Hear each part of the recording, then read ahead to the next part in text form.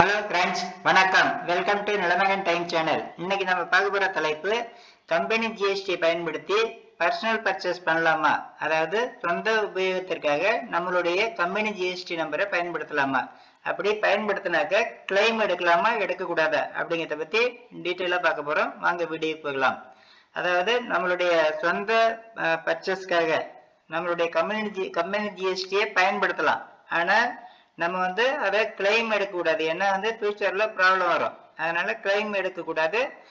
ஆனா கம்பெனி ஜிஎஸ்டியை பயன்படுத்திக்கலாம் பர்சனல் பர்ச்சேஸ்க்கு. அதாவது இப்போ கம்பெனியில் பார்த்தீங்கன்னாக்கா நீங்கள் ஏதாவது ஒரு லாரி வாங்குறீங்க, ட்ரக் வாங்குறீங்க, அதாவது பொருளை இன்னொரு இடத்துக்கு கொண்டு போறீங்க, கம்பெனி பர்பஸா கொண்டு போறீங்க, திரும்ப கொண்டு வரீங்க, இது மாதிரி இல்லை குடோன் எங்கேயாவது வச்சிருப்பீங்க. அப்போ நம்ம லாரி வாங்கியிருப்போம், அதை கொண்டு போய் அந்த பொருளை ஏற்றிட்டு போவோம், கொண்டு வருவோம். ஆனால் அந்த லாரி நம்ம விற்க போறது இல்லை, அது ஒன் டைம் இன்வெஸ்ட்மெண்ட்.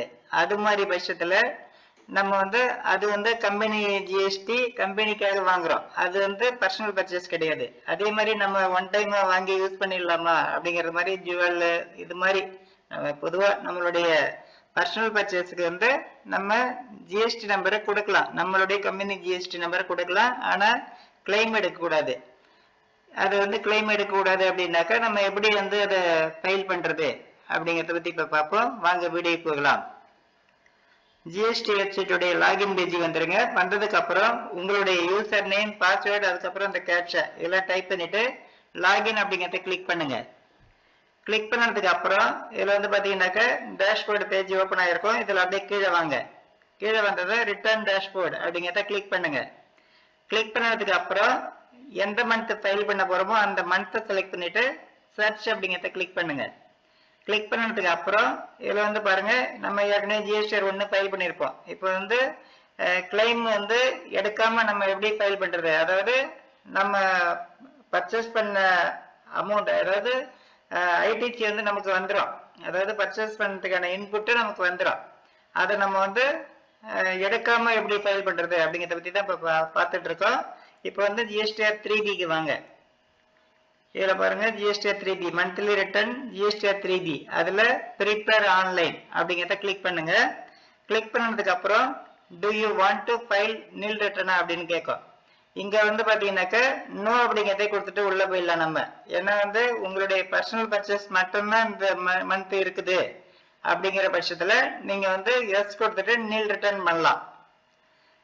கம்பெனிக்காகவும் பர்ச்சேஸ் பண்ணிருக்கீங்க அப்படிங்கிற பட்சத்துல நம்ம எஸ் கொடுத்துட்டு நில் ரிட்டர்ன் பண்ணக்கூடாது. அதனால நோ அப்படிங்கிறத கொடுத்துட்டு போகலாம். ஒருவேளை பர்சனல் பர்ச்சேஸ் மட்டும்தான் பண்ணிருக்கோம், நெல் கொடுக்கலாமான்னா கொடுக்கலாம் தாராளமா. அதுக்கு நம்ம நெல் கொடுக்காம, இங்கேயே நெல் கொடுக்காம உள்ள போயிட்டு to you want to file நெல் ரிட்டர்ன் அப்படின்னு கேக்குது பாருங்க. எஸ் கொடுக்காம நோ கொடுத்துட்டு நம்ம உள்ள போய் பண்ணலாம். ரெண்டு மெத்தட்லயும் பண்ணலாம். அதாவது பர்சனல் பர்ச்சேஸ் மட்டும் பண்ணிருக்கவங்களுக்கு தான் சொல்றேன். கம்பெனி பர்ச்சேஸும் பண்ணிருக்கோம் அப்படிங்கிற பட்சத்துல நோ தான் கம்பல்சரி 100% கொடுக்கணும். இப்போ நோ அப்படிங்கிறத கிளிக் பண்ணீங்க.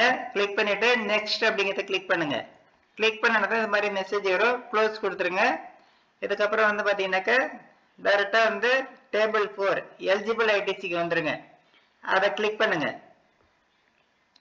கிளிக் பண்ணதான் இப்போ நம்ம பர்சனல் பர்ச்சேஸ்க்கு பண்ணின சென்ட்ரல் டாக்ஸ், ஸ்டேட் டாக்ஸ், ஒருவேளை வெளி மாநிலத்துல இருந்து வாங்கிருக்கீங்க அப்படின்னாக்கா இன்டகிரேட்டட் டாக்ஸ்ல அமௌண்ட் காமிக்கும். இப்போ இது லோக்கல்ல பர்ச்சேஸ் பண்ணது, அதனால சென்ட்ரல் டாக்ஸ், ஸ்டேட் டாக்ஸ் எவ்வளவு அப்படிங்கறது காமிக்குது. இப்ப நம்ம இந்த அமௌண்ட்டை தான் நம்ம எடுத்துடணும். ஏன்னா பர்சனல் பர்ச்சேஸ்க்கு நம்ம யூஸ் பண்ணிருக்கோம். அதை கிளைம் பண்ணும்போது தான் ஃபியூச்சர்ல நமக்கு ப்ராப்ளம் வரும். ஏன்னா வரி ஏய்க்கிறது மற்ற வேற ப்ராப்ளம்லாம் வரும். ஏன்னா கம்பெனிக்காக நம்ம, அதாவது ஜிஎஸ்டிங்கிறது பர்ச்சேஸ் சேல்ஸ் இது மாதிரியான பர்பஸ்க்கு தான் நம்ம எடுக்கிறது. அப்ப நம்ம பொருளை வாங்கிட்டோம் அப்படின்னா அதை விற்கணும், கணக்கு காமிச்சாகணும். நம்ம பர்சனல் பர்ச்சேஸ் பண்ணாக்க நம்ம விற்க முடியாது, அது அப்படியே இருந்துகிட்டே இருக்கும். நம்ம அதை கிளைம் பண்ணிட்டோம் அப்படின்னாக்கா ஃபியூச்சர்ல கணக்கு காமிக்க முடியாது. தப்பா காமிக்கும் போது நமக்கு ப்ராப்ளம் வரும். அதனாலதான் இந்த இன்புட்டை நம்ம பர்சனல் பர்ச்சேஸ்க்கு வாங்குற அந்த இன்புட்டை நம்ம கிளைம் பண்ணிக்க கூடாது. அதை நம்ம எடுத்துடணும். இதை இந்த அமௌண்ட்டை எடுத்துடணும். ஒருவேளை கம்பெனி பர்ச்சேஸ் இருக்குது அப்படின்னாக்கா என்ன பண்றது அப்படின்னா, நீங்க பர்சனல் பர்ச்சேஸ்க்கு எவ்வளவு அமௌண்ட் நீங்க உங்களுக்கு இன்புட் வந்தது அப்படிங்கிறத பார்த்துட்டு ஜிஎஸ்டிஆர் 2பில பாத்தீங்கன்னா டீட்டெயிலா தெரிஞ்சிடும். அதுல பார்த்துட்டு அந்த அமௌண்ட்டை மட்டும் இந்த இடத்துல வந்து மைனஸ் பண்ணி போட்டுடுங்க. அதாவது பர்சனல் பர்ச்சேஸ்க்கான இன்புட் அமௌண்ட்டை மைனஸ் பண்ணிங்க, டோட்டல் அமௌண்ட்ல இருந்து மைனஸ் பண்ணிட்டு மீதி அமௌண்ட்டை மட்டும் இந்த இடத்துல போடுங்க. இதுல இங்க வந்து பாத்தீங்கன்னா பர்சனல் பர்ச்சேஸ் பண்ணது மட்டும்தான் இந்த மந்த், அதனால நான் வந்து இந்த அமௌண்ட்டை வந்து ஃபுல்லா எடுத்துடுறேன். இதுதான் வந்து பாத்தீங்கன்னா கீழே வந்து நெட் ஐடிசிலிங் காமிக்கும். நம்ம இங்க மேல எடுத்துட்டோம் அப்படின்னா கீழே வந்து 0 வந்துடும். இப்ப நான் வந்து இந்த மேல உள்ள அமௌண்ட் வந்து எடுத்துடுறேன். எடுத்ததும் இப்ப பாருங்க 0 வந்துருச்சு. அதாவது நெட் ஐடிசி அவைலபிள் அதுவும் 0 தான். ஏன்னா இந்த மந்த்ல வந்து பர்சனல் பர்ச்சேஸ்க்கு பண்ண இன்புட் மட்டும்தான் இங்க வந்திருக்கு, அது மட்டும்தான் நடந்திருக்கு. அதனால இந்த அமௌண்ட் எடுத்துட்டேன். நீங்க கம்பெனி பர்ச்சேஸ்க்கும் பண்ணியிருந்தீங்க அப்படின்னா கம்பெனிக்காக பர்ச்சேஸ் பண்ண இன்புட்டை விட்டுட்டு பர்சனலா பண்றீங்க பாத்தீங்களா, அந்த இன்புட்டை மட்டும் மைனஸ் பண்ணி போட்டுடுங்க. போட்டுட்டீங்கன்னாக்கா கிளியர் ஆயிடும். இதுக்கப்புறம் மீதி அமௌண்ட் மட்டும் இருக்கும். இதுக்கப்புறம் வந்து பாத்தீங்கன்னா கீழே பாருங்க கன்ஃபார்ம் அப்படிங்கிறத கிளிக் பண்ணுங்க.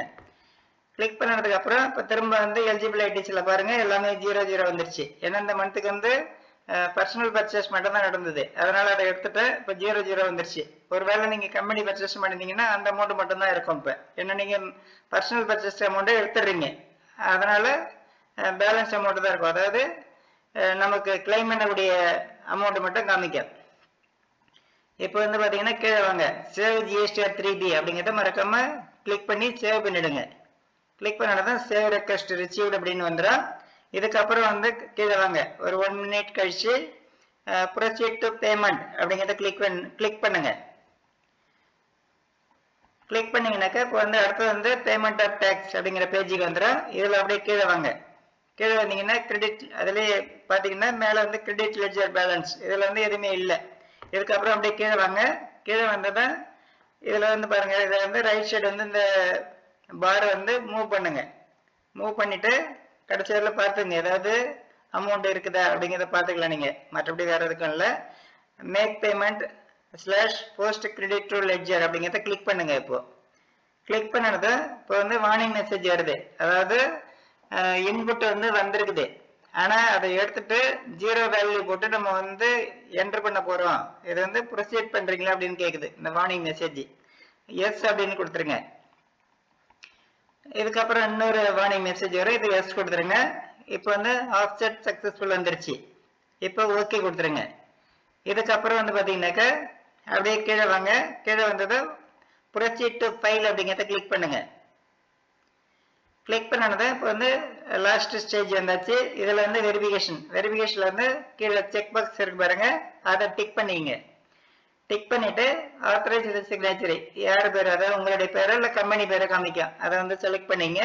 செலக்ட் பண்ணிட்டு file GSTR 3B with EVC அப்படிங்கிறத கிளிக் பண்ணுங்க.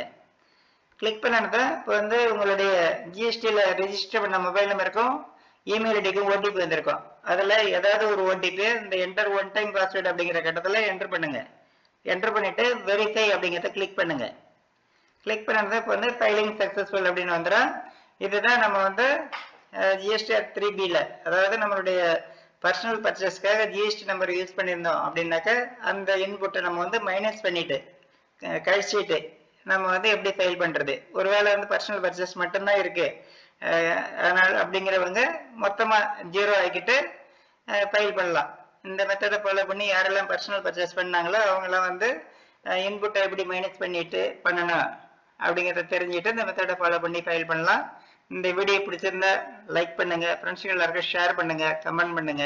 நம்ம சேனலை புதுசாக விசிட் பண்றவங்க மறக்காம சப்ஸ்கிரைப் பண்ணுங்க. நன்றி, வணக்கம்.